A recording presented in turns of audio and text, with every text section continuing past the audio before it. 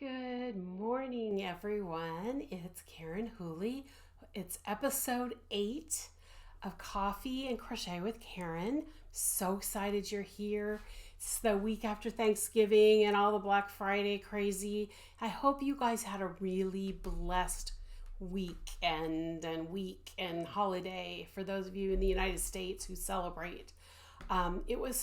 It was interesting around here. My son came out for a day and my daughter wasn't able to make it. So it was pretty much my husband and I over the weekend. We were supposed to have turkey on, I think I mentioned this last week, on Saturday, and nobody was here. So we still made the turkey.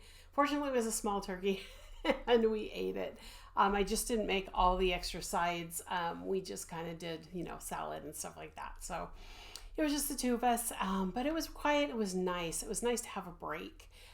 It was hard not having the kids here, but, and sometimes the rat race of all the holidays and all the anticipation, it's nice to have a little bit of quiet. But I hope you had your family. You got to do everything that you needed to do. So I hope everybody had a blessed day. There's a lot going on around here. It's really cold. Yesterday, it never even broke 30, and I had to do a whole bunch of things yesterday out in the cold, and today I had physical therapy in the morning, and I'm not leaving the house if I absolutely don't need to after this. So I'm staying here, and I'm going to stay under a blanket and do some crocheting. I do have some work to do at my computer, but other than that, I am going to be pretty much here for the day. So let's get started. I want to talk about first what's new in the shop. So what's new in the shop, there's a couple things. I just want to remind you guys that we are still taking registrations for the Stitch of the Month blanket. That's a whole year crochet along. We've got quite a few people already registered. I'm so excited. One thing I never mentioned, and I need to mention this publicly, I'm going to put in my next newsletter as well, but if you choose the option to pay month to month for the crochet along, as long as you are paying month to month, you will be you won't miss anything. But if you cancel, then you lose access to everything. So if you haven't downloaded the patterns or anything, that's just gone. The way it also is going to work is that anybody who registers, from when I launched it to December 31st, I have set the system up so that you pay. Unfortunately, I can't have you have a zero payment. It forces me to do a $12 payment, but that's for January. But I am able to adjust when your next payment is. And so your next payment won't be until February 1st when Clue 2 drops. So if you're thinking about that and you're wondering how that works, that's the way it's going to work. The other thing you need to know too is there's really no way for me to change you from a month-to-month payment to a full year payment.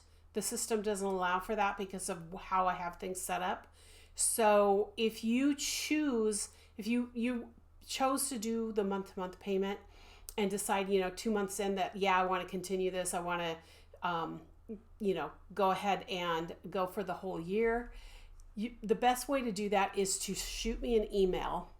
And what I will do is I will apply what you've already paid to the full year membership.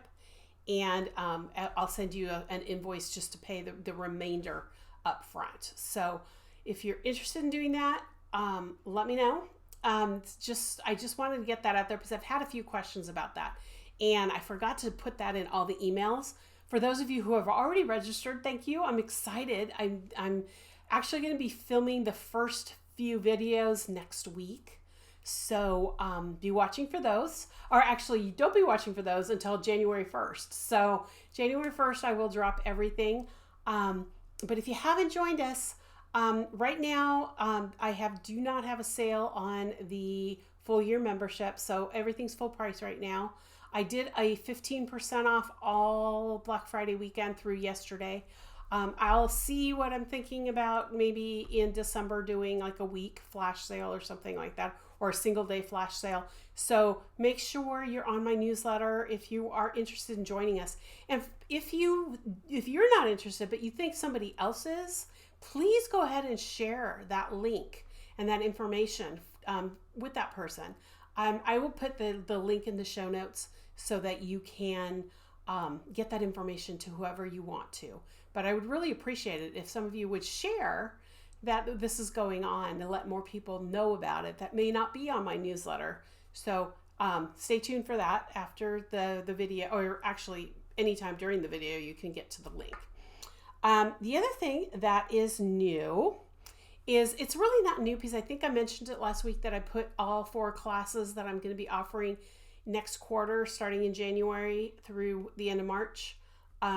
They're all on the calendar, and I had them all 15% off during the Black Friday sale.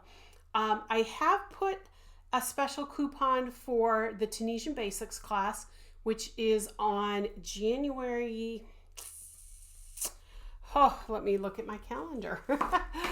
It is January, I want to say it's January 19th. 19th or the 26th. I don't have it written in here.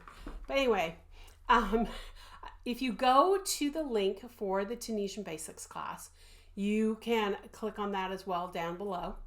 And you will see a little fly out window. And if it doesn't fly out, you'll see a little thing in the corner that says save $50. I do have a coupon to save $50 on the class that started this morning, and you can use that just to register for the class until the end of the month. I'm going to remove that coupon at the end of the month. So if you are interested in that class and want to save $50, make sure you use that coupon. So that's what else is new in the studio. And then next week, I'll talk about the pattern for December, so stay tuned for that. Okay, let's talk about my current projects. Okay, so with my current projects, I showed you the finished hat last week for my son-in-law. I showed you the scarf in progress for my son. I did finish that. It's on the blocking board, so I can't show you that right now. Once it's done blocking, I'll probably show it to you when it's done. But I also was able to start my grandson's sweater. I showed you the yarn before. It's the New Yorkshire Spinners Elements yarn. It's a DK. It's mostly tencel. It's a 60% tencel, 40% Falkland Islands wool. Started this. It is so lovely to knit with. I'm hoping I have enough to at least swatch a little bit with it for crochet, because it is fantastic. It's so soft on the hands, and the more you work with it, the softer it gets. I love yarns that do that. So I am doing the Petite Knits Storm Baby Sweater. Here's a picture of it here, of the original for the pattern. But here is mine. I'm gonna try to get the shoulders sitting properly so that it looks like the top of a sweater. So here we go. This is the sweater. It's knit, obviously. But this interesting technique with this sweater. What I did was I cast on the whole back, so this whole flat piece, and I worked the back only in rows till it was, this tall. So from here's the cast on row, and here's where, it's actually right here where this ridge is. That is where I finished the back. I put that on waste yarn, and then what it had me do is, having the right side facing me, so the back is facing me, I picked up stitches here on that cast on row, right here actually, right there on the cast on row, and then I started knitting that until I got to this point in the front, and then I put that on waste yarn, and I did the same thing on the other side, and I knit all this until I got to here, and then I worked enough rows to get from that point to the edge of this garter stitch segment right here below all of the diamonds. And then I joined in the round, and now I'm working in the round until I get to the bottom of the sweater. I have never, ever done a sweater quite like this, even in crochet, when it comes from a top-down perspective. It's actually really cool. It's really neat. I may try this technique again in crochet just to see how it comes out. I may do like a little baby sweater or something just to see how it comes out. But when you pick up the stitches in the knit, you can see the ridge right there where the stitches are picked up. So you have a little ridge on both sides. But, and that's because it's actually a cast on row that is, it's not like a crochet cast on where you cast on and then you take out the crochet part and you have live stitches. You actually are working below the cast on. But on the front, and I don't know if you can see this on the camera, but I'm going to try. You can kind of see it needs to be blocked. Right here is where the seam is. And you can see that really, once it's blocked, it's going to look like one continuous row over the shoulder. And it's really cool how that works on both sides. So I'm anxious to see what she's going to have me do here. From the photos, I thought it was just going to be a piece that I knit and then sewed on, but I'm starting to think that she's going to have me pick up on these armholes. So, I mean, I should look ahead for that, but I was so focused on this. I read the section on the top and I was like, okay, I just have to knit this and see how this works in order to understand it. You know how sometimes the words just don't make sense? And you have a chart, but the chart is for the texture in the pattern. It's not talking about how you pick up stitches and all that kind of stuff. It's all in words. And I just, because I've never done this before, that was something that I just had to do. And then I'll probably, in the next day or so, probably read ahead just to see what the sleeves do. Because now I do have armholes here with a little bit of knitting underneath them. So we'll see what happens. But hopefully by next week, I'll have at least one sleeve done. That's my goal. I don't know that that's going to happen because even though it's a DK weight, I'm using 3mm needles, which is a 2.5, I think, US 2.5 knitting needles. Those are small. So we'll see how it goes, but I'm really liking how it's turning out so far. And I'm making it in the size 1 to 2, age 1 to 2, because he's actually in a kind of that mid section of where there's some clothes are fitting him in 12 months. Some of them are 18, but 18 is really too big. You know what I mean? So that's why I decided to do the aged 1 to 2, because by the time he gets it for Christmas, he might be firmly in the 18 months. And then he's going to need the 24 months. So I'm making it a little bit bigger. Anyway, so that's my project. As soon as I get the body done for that, I'm not going to worry about the sleeves as much. I mean, I do need to worry about how long it's going to take me to do the sleeves, but I want to break out my daughter's gifts so that I have her gift started as well. And I did mention that that's going to be a scarf with Sasquatch on it, and that's going to actually segue into what's new in the studio. Okay, so what's new in the studio? What's new in the studio is a new book that actually came out earlier this year. I want to say it was like in January or March. Let me see if I find a date in here. I don't think they have it at the front. Oh, they have all the stuff in the back. Hang on one second. It came out, I know it's 2023. They don't say the month, but I know it was in the first quarter of 2023. I didn't know about this until just recently. And I don't know if you guys are all knitters or know of knitting enough to know that there's a book that came out several years ago, and I cannot remember. It's Angela something. It's a book called Alternates, and it's colorwork in knitting with all these cool designs. So like, Marvel type lightning bolts and coffee cups with steam coming out of them and all sorts of other things like that. And it was all done in knitting. Well, Brenda KB, is it KB? BK? KB Anderson decided that we needed something like that in crochet. So she released this book called Hooktionary. Hooktionary, I guess is how you would say it. And you can see it's all done, it's all color work in crochet, doing motifs that are cool, like little whales and hot dogs and telephones and hearts are over here, donuts. There's all sorts of cool things in here. But why I got it is because it was billed as using all sorts of different stitches instead of just single crochet that most people do in Colorwork.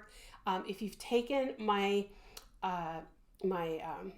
Fair Isle to Crochet class or Demystifying Colorwork class from Craftsy, or if you've taken Colorwork Made Easy live from me, and also crochet Colorwork Made Easy is being taught next week on Friday the 8th at 9 a.m. Pacific, 12 noon Eastern. So if you're interested in that, make sure you go to my website and sign up for that. That class is a go. I have 6 people in it already. I'm glad to have a few more in there. So if you're interested in that, definitely take that. If we have time, I might take some of the, at least talk about some of the things that she talks about in here with Colorwork. But the interesting thing is that she offers 6 different ways for each pattern can be done in 6 different types of stitches, including the way I do my Fair Isle and what Colorwork Made Easy teaches is with working single crochets in the back loop. But I want to open to that page here. So she does, I take, 6 different ways. So she's got a section here on 6 different ways. And I'm going to put a close up here of the swatches. So the swatches, I mean, here's way 1, way 2, way 2, and then way 3 is here, 4, and then 5 and 6 at the bottom.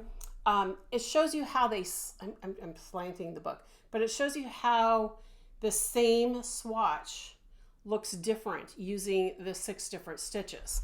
Now the 6 different stitches that she uses is single crochet through the back loop only, which is the way I do it. Straight up single crochet without, working in both loops. The center, she calls it the center single crochet. I call it, I call it the knitted single crochet. It's I don't know how to describe it. It's like, it looks like stockinette when you're crocheting and you're going through the 2 legs like this and you go through the middle of those.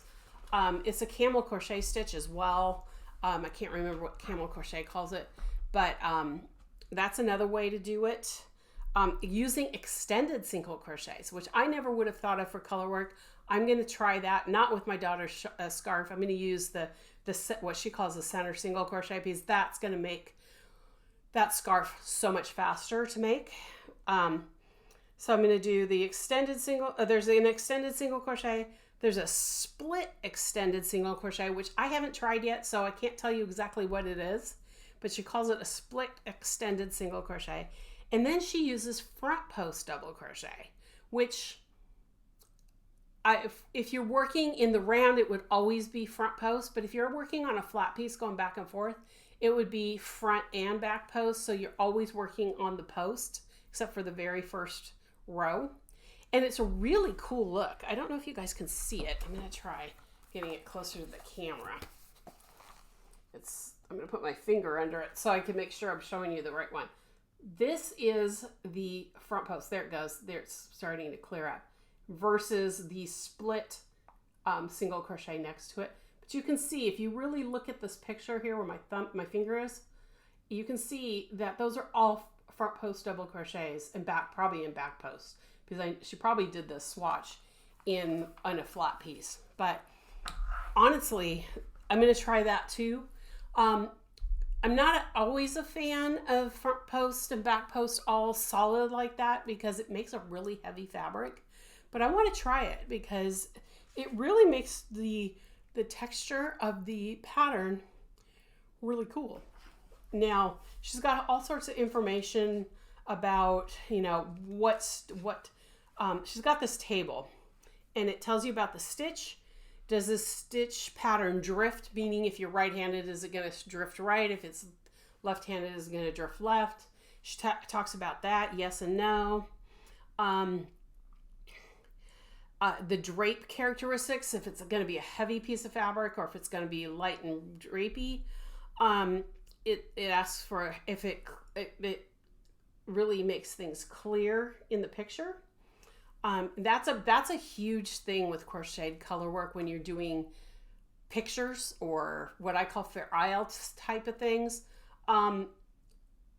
There's things that are broken up. So like, okay, I did it again with the keyboard in front of me that I forgot about what happened last week, and it stopped the video as I was recording. So I'm going to start again here.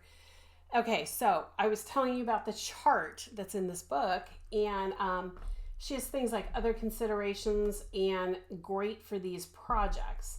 But the one I wanted to show you that knocked me off is that the Colorwork clarity.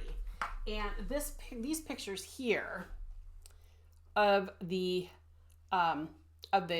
peace sign chart that she has shows you with each one of those stitches how it works up. And you can see the very first one in the top right here is very, it's shifting this direction. This one's got a lot of broken stuff going on. All of these have a lot of broken. It doesn't matter about that. But if you look at it, this is probably the clearest.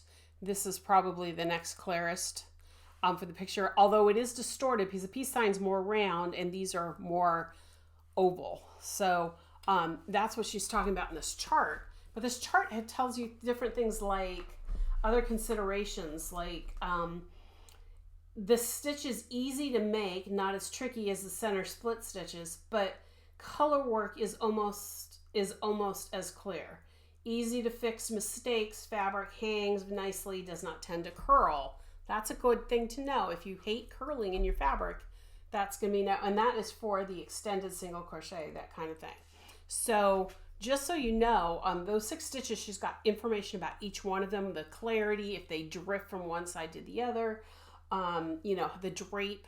She talks about all of that stuff in here. So, and then she also talks about which projects. So like mittens, hats for the front post double crochet, sweaters for the extended single crochet kind of thing. So, and then she talks about, she gives you the stitch instructions for each one of those stitches with step outs. I'm going to pull those up here really quick. Again, this is another one that's very well photographed, but she shows you how to do all the stitches depending on which stitch pattern you're using.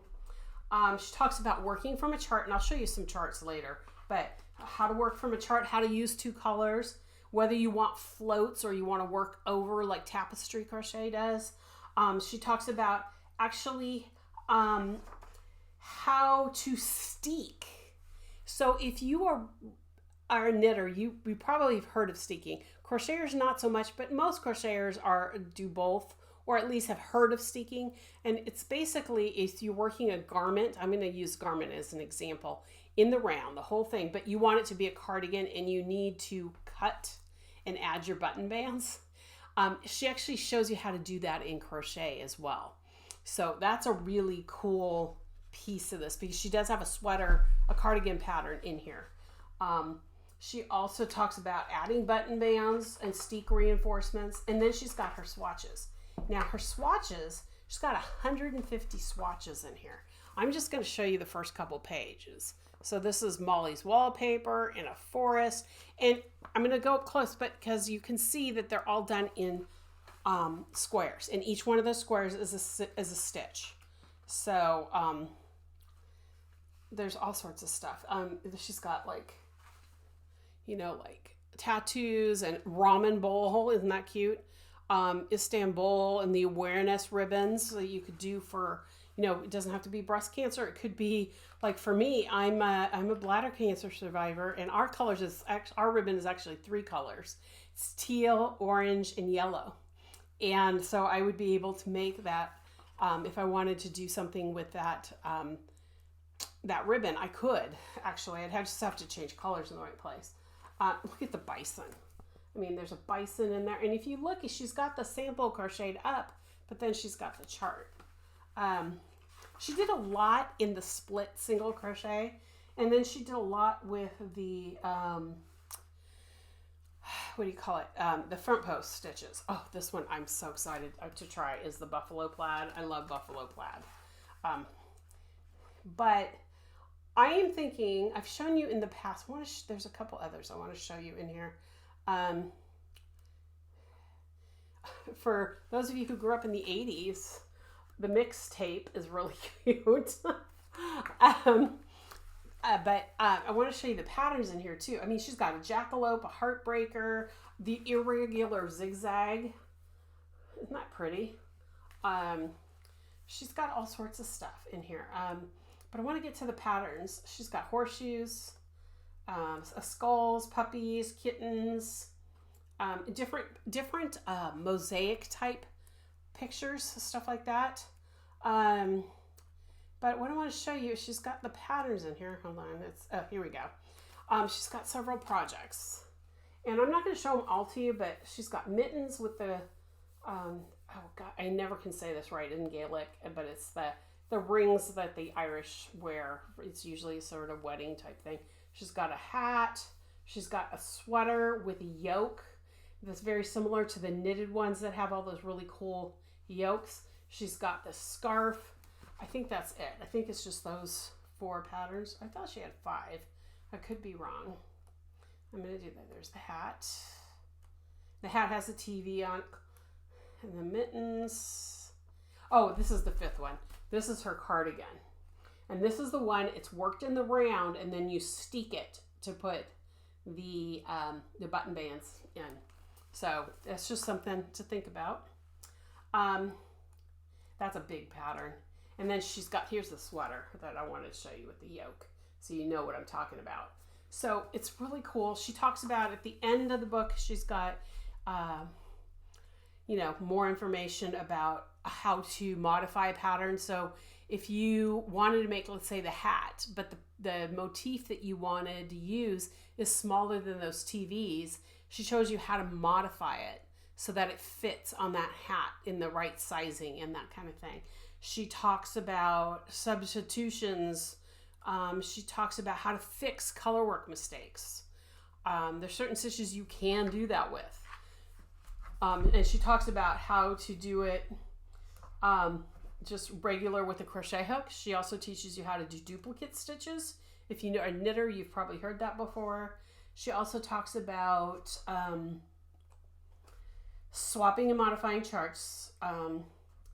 She talks about how to make a chart bigger or smaller if you want to, you know, like if you were going to make stars, but the stars chart's only this big and you want it this big, it'll tell you how how you shift it so that it's bigger. And then there's obviously the suppliers for the yarn. She used a lot of crochet yarn, and she used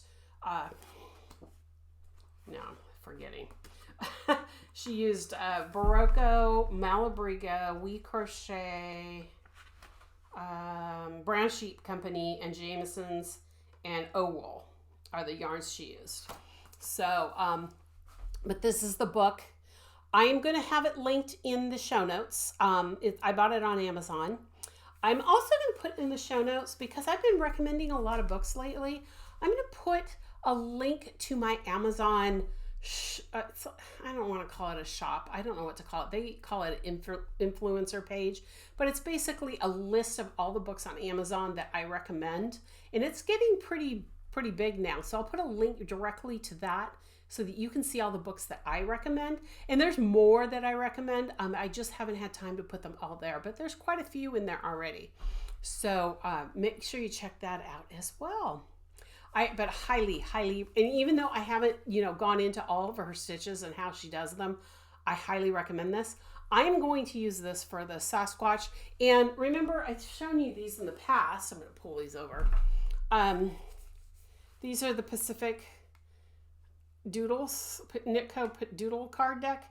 You could use these and use the techniques in there to make these pictures. And that's what I'm going to do with the scarf. And if it works, I'm going to send it over to Pacific Knitco just to show her how it works up in crochet, because she's strictly knitting, obviously by her name. And there's not a whole lot of people who do stuff in crochet with her, so I want to just send her one that uses the her patterns to show her that you can do it in crochet too. So anyway, check this book out. I really, really recommend it. Okay, let's go to topic of the week. Okay, so with the topic of the week, we've been talking the last couple weeks about weaving in ends, and people have been asking me questions about the magic knot and the Russian join I talked about a little bit last week. And I promised you guys last week that I would do a video on magic knot, which I did, and I'm going to roll that in just a second. But I just wanted to just reiterate that I tend to weave my ends in most of the time. Do it on the edge when I'm working a flat piece. If I'm working in the round, I do it in the center back. I try to make everything in the center back unless it's a garment. And if it's a garment, I might do it under the arm to do the ends. But I always try to make sure I have the ends weaving in vertical that way.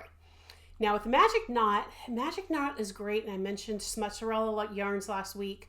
When you have a gradient mini set, let's say, that you just want to go from one color to the next, to the next, to the next. It don't care where one ends and one starts. I use the magic knot. And I'm going to roll the video now on the magic knot, and then we'll come back and we will talk about it a little bit more. Okay guys, I'm going to show you how to do a magic knot here. And I'm using two different colors so that you can actually see what I am doing. So you'll notice, because I'm right-handed, my yarn that's ending, let's pretend that I'm starting a new skein of yarn. The yarn that's ending is on the top and is the pink, and the new yarn that I'm adding is the green, which is on the bottom. So what I usually do is I start with the yarn I'm working with, and you want to leave a long enough tail before you do a magic knot to make sure you have enough room to do a magic knot. So that's really important. So even though this is attached to another skein, you can see I've unwound a bit so that I can actually maneuver. I've done the same thing with the green. So what we're going to do is we're going to take the tail of the working yarn, which is the pink, and we're going to start by going over the top of the green, and then we take the tail and go underneath the green. So if you look at it here, so you can see here that the top of the pink is on top of the green, and then the tail goes underneath the green. And then I go over the top of itself, and then I tuck the tail underneath, and I pull to make a knot. So, and I pull both ends so that it's nice and tight. Now I'm going to shift the green just a little bit because I didn't leave a long enough tail there to do that. But I'm going to pull that pink knot again. And then, okay, remember the green is on the bottom. So remember on this side, I went with the tail, I went over the top. Now that I'm working on the green, and I just realized there's some hair on my desk, instead of working over the top with the green, I'm going to start with going underneath and then over the top, and then it's going to go underneath the green, and then it's going to go over the top of the green. There we go. Oops. There we go. And then we're going to pull that knot to make a knot. So you can see now I have a knot. Now it's important that you do both sides differently. I don't know what the reason is why it wants to unwind that way, but if I do them both the same, that's when my knot comes out. Then you take the working ends, leaving the tails alone of each color, and you pull them until the two knots are next to each other. Now I'm going to pull those tails again. So I pull both sides on the green and both sides on the pink to make sure those knots are as tight as they can be. And then I pull these two and make sure that the knots are jammed up next to each other. So I'm going to show you right there. You can see that the two knots are right next to each other. Now, what most people will do is cut them, and I'll show you how to cut them in a second. I usually leave longer tails and I'll weave those in later, but you can you want to cut them as close as you can, but you still want to leave a little bit there. So when I cut these, I need to, there we go. Do the pink first here. So you can see there's still a little bit of the pink right there. There we go. Now we're in focus. So I leave a little bit of the pink, and then I'm going to do the same thing with the green tail.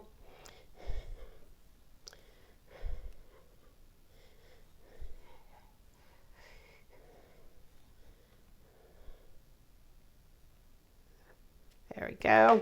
So you can see they both have a little bit of a tail there. And then I'll just yank, and you'll see that the knot is now pretty secure. I don't trust it. I'm just one of those people that doesn't trust. That's why I'll weave in the ends. But most knitters that I know actually do this and leave it the way it is. They just make sure that they tuck this knot in between a stitch. Now, I'm using fingering weight yarn here for this.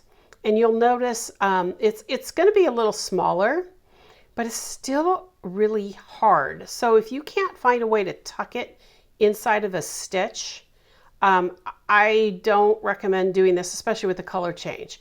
If it's the same color, I might think about it. In fact, I have a sweater for my grandson that I'm working on right now that I used this magic knot because I ran out of yarn and I didn't want to tink back to enough to make it a place that I could actually just join new yarn. So I did a magic knot. The tails are still there. But because it's the same color and because I'm doing knits and purls, I was able to tuck this inside, and it's hiding right now. So I'm okay with it, but the tails are still there. I'll be weaving those tails in. But that's all there is to making a knot. If you have any questions, let me know. Okay, magic knot. So that video, hopefully it was clear enough with the two colors and showing you how I tie the knots and how I do one side one way and one side the opposite way to pull the knots together. And I hope that when I was yanking them after I cut them, that it made sense, that leaving just a little bit of a tail there. I mean, it was barely anything. It was probably less than 1/8 of an inch. It was probably less than 1 millimeter that I left. And just yanking, you could see that the knot holds. And like I had mentioned before, the yarn companies, especially the mass market, not just the box store like Red Heart and Karen and all the Yarnspiration yarns, Lion brand, they use those in their manufacturing to hold the yarns. But I have seen other larger brand names that you see in the local yarn shops. I've seen those actually, those companies actually use it too. So you know it's a tried and true thing. I just have a hard time using it for the most part because it is so thick. And I talked about that in the video too. It is so heavy. I try to tuck it into a stitch, that kind of thing. Don't use it very often.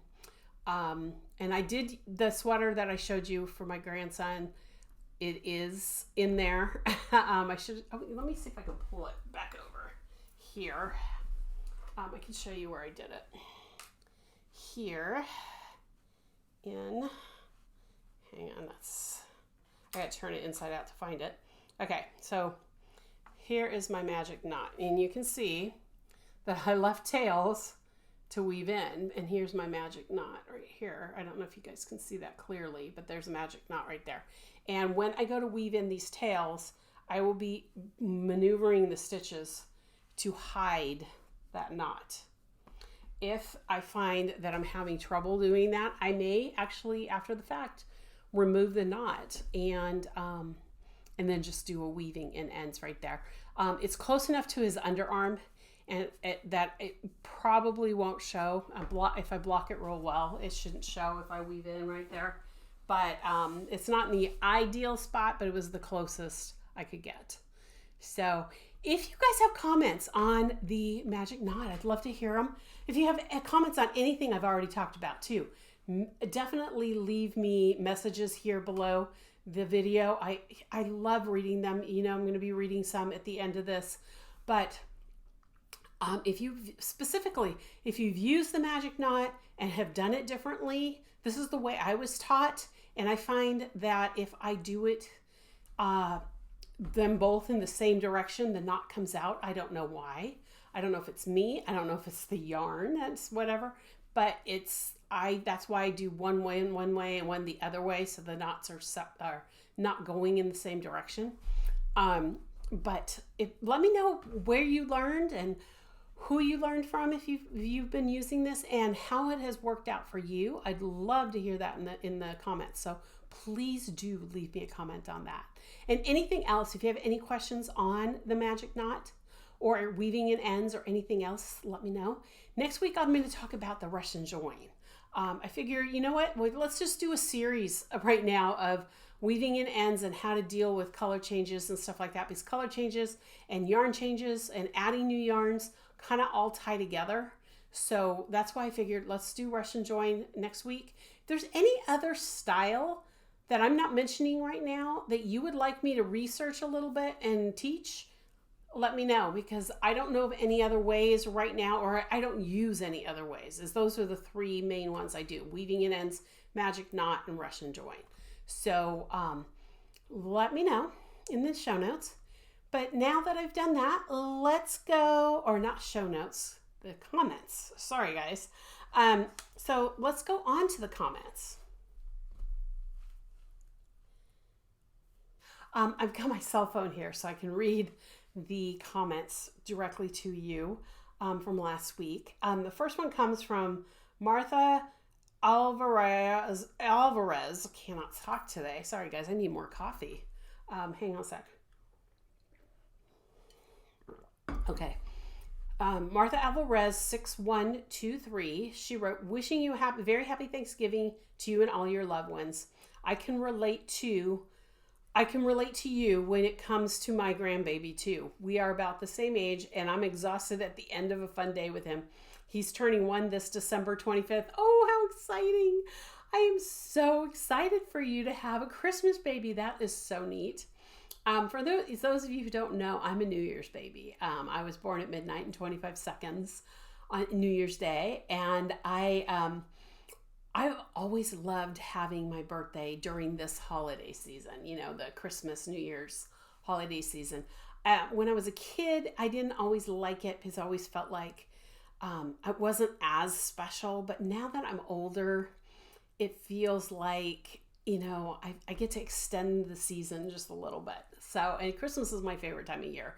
So I mean, it's a dream to have a baby on Christmas Day, the birth of Christ. I think that would be amazing. So congratulations, Martha. Enjoy him. And if I don't talk to you before, happy first birthday to your grandson. That's awesome. Okay, so Frances. Now, Frances has a two-parter. And before I read hers, I just want everybody, if you are inclined, please say a prayer for Frances and her family right now. And you'll understand why I'm saying that, and I'll talk more about it after. But she says, "Lovely show," and puts it in quotes. "I'm having very mixed emotional time at the moment. After Mom passed away at the end of July, Dad, 93, has been good but sad. Last week he got COVID, and it looks like within the week we'll probably be saying goodbye to him soon. He's had the last rites today." She wrote this 5 days ago.